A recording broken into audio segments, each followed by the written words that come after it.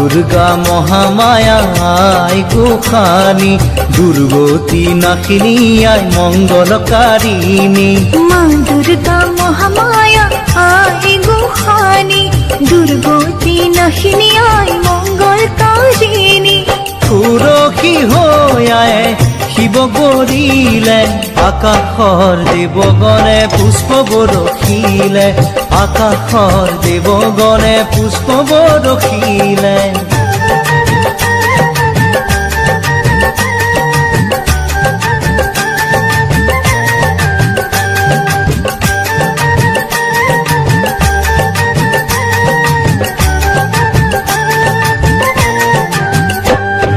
শৰৎ কালৰ শুক্ৰা সন্ধিয়া পৰত, গৌৰী আহি মাতৃগৃহত হ'ল উপস্থিত। লগত আহিল মহালক্ষ্মী মহা সৰস্বতী, আৰু আহিল কাৰ্তিক বাবা গণপতি। শৰৎ কালৰ শুক্লা সন্ধিয়া পৰত, গৌৰী আহি মাতৃগৃহত হ'ল উপস্থিত। লগত আহিল মহালক্ষ্মী মহা সৰস্বতী, আৰু আহিল কাৰ্তিক বাবা গণপতি।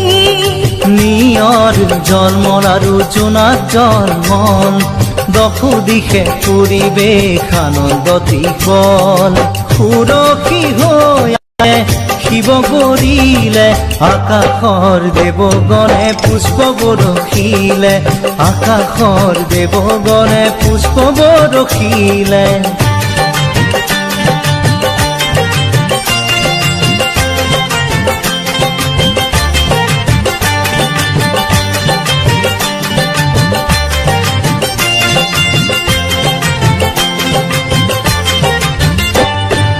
এই সময়ত দেৱলোকত হ'ল হাহাকাৰ, ভবা কথা নহ'ল সিদ্ধি মা উমাৰ। অসুৰৰ ভয়ে কপে সৰগৰ দুৱাৰ, হিমালয়ে চণ্ডিকাৰ কৰে আৰাধন। এই সময়ত দেৱলোকত হ'ল হাহাকাৰ, অসুৰৰ ভয়ে কপে সৰগৰ দুৱাৰ। ভবা কথা নহ'ল সিদ্ধি মা উমাৰ, ক্ষণ হ'ল ধৰিবলে ৰূপ সংহাৰ।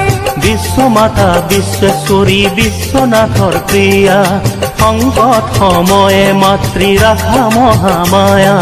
সুৰক্ষী হৈ আয়ে শিৱ গৰিলে, আকাশৰ দেৱগণে পুষ্প বৰষিলে, আকাশৰ দেৱগণে পুষ্প বৰষিলে।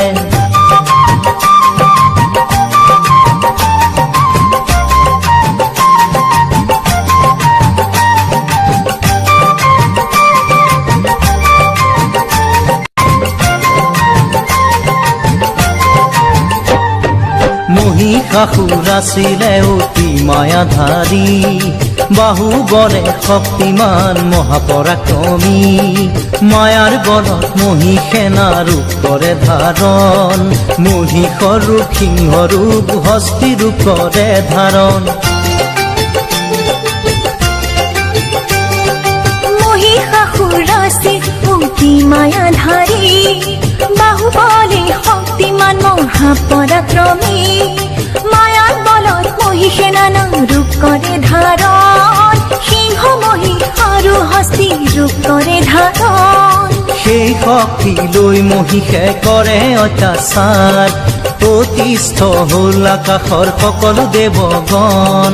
পুৰষী হৈ আয়ে শিৱক বৰিলে, আকাশৰ দেৱগণে পুষ্প বৰষিলে, আকাশৰ দেৱগণে পুষ্প বৰষিলে।